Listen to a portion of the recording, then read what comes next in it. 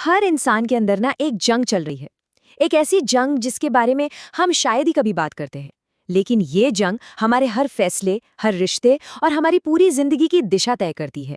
ये लड़ाई है दिमाग पर कंट्रोल की, हमारे तर्क संगत सोचे समझे सेल्फ और हमारी गहरी छिपी हुई भावनाओं के बीच की। तो सवाल ये उठता है कि क्या हम वाकई अपने फैसलों के मालिक हैं, या फिर हमारे स्वभाव का कोई छिपा हुआ हिस्सा है जो असल में पीछे से डोर खींच रहा है। यही वो सवाल है जो रॉबर्ट ग्रीन की किताब The Laws of Human Nature के बिल्कुल सेंटर में है, और आज हम इसी की गहराइयों में उतरने वाले हैं।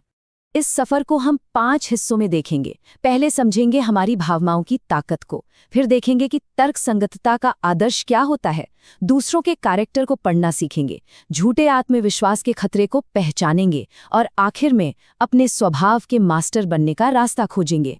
तो चलिए शुरू करते हैं। पहला हिस्सा, हमारी कंट्रोल करने वाली भावनाएं।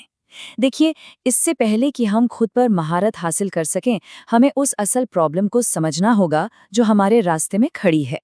तो सबसे ज़रूरी बात यह है, हमारी ज़्यादातर गलत फैसलों और गलत अनुमानों की सबसे बड़ी वजह हमारी अपनी गहरी इरैशनैलिटी है।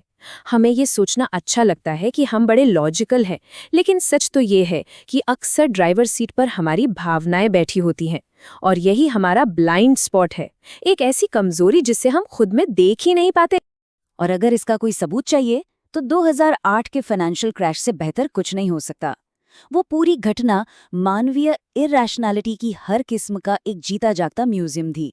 लालच, डर, भेड़चाल और ये यकीन कि कीमतें तो हमेशा ऊपर ही जाएंगी, ये सब कुछ एक साथ मिलकर एक ग्लोबल तबाही का कारण बना। ये एक बहुत बड़ी याद दिलाता है कि जब भावनाएं तर्क पर हावी हो जाती हैं तो नतीजे कितने भयानक हो सकते हैं।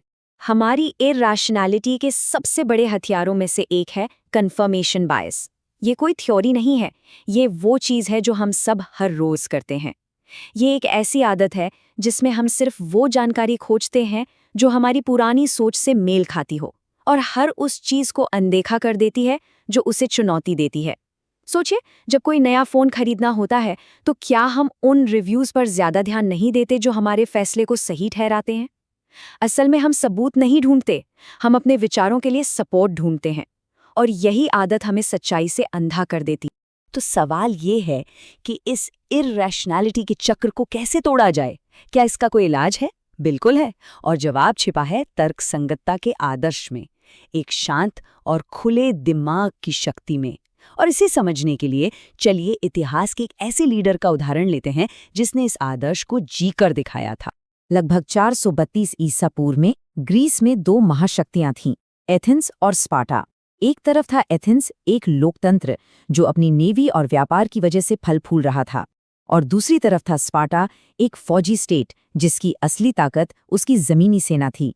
दोनों एक दूसरे से बिल्कुल अलग थे और युद्ध के बादल मंडरा रहे थे। जब स्पार्टा ने जंग की धमकी दी तो एथेंस में डर और घबराहट का माहौल बन गया।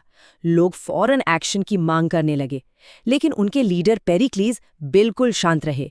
उन्होंने असेंबली में कहा, मेरे विचार हमेशा की तरह ही हैं, मैं कोई भी रियायत देने के खिलाफ हूं। घटनाओं का बहाव लोगों के दिमाग को बदल देता है। उन्होंने भावनाओं में बहने से साफ इनकार कर दिया और एक लंबी सोची समझी स्ट्रैटेजी पर टिके। पेरिक्लीज की ये समझदारी और शांति संक्रामक थी। उनके शांत और स्थिर नेतृत्व ने पूरे शहर में एक आत्मविश्वास भर दिया, और इसी से इतिहास के सबसे महान स्वर्ण युगों में से एक की शुरुआत हुई। ये दिखाता है कि कैसे एक साफ दिमाग वाला इंसान न सिर्फ खुद को बल्कि पूरे समाज को ऊपर उठा सकता है। पेरिक्लीज की ताकत सिर्फ अपने इमोशंस को कंट्रोल करने में नहीं थी, बल्कि दूसरों के इमोशंस को समझने में भी थी। वो जानते थे कि भीड़ डर से कैसे रिएक्ट करेगी, और यही बात हमें हमारी अगली जरूरी स्किल पर लाती है, दूसरों के कैरेक्टर को समझना।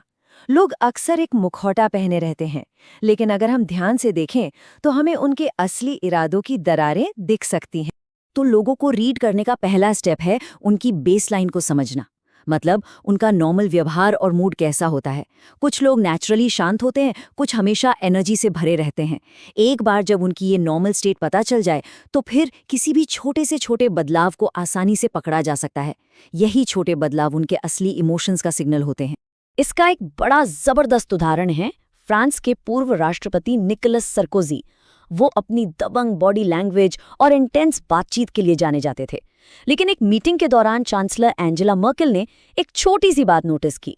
टेबल के नीचे उनका पैर लगातार घबराहट में हिल रहा था।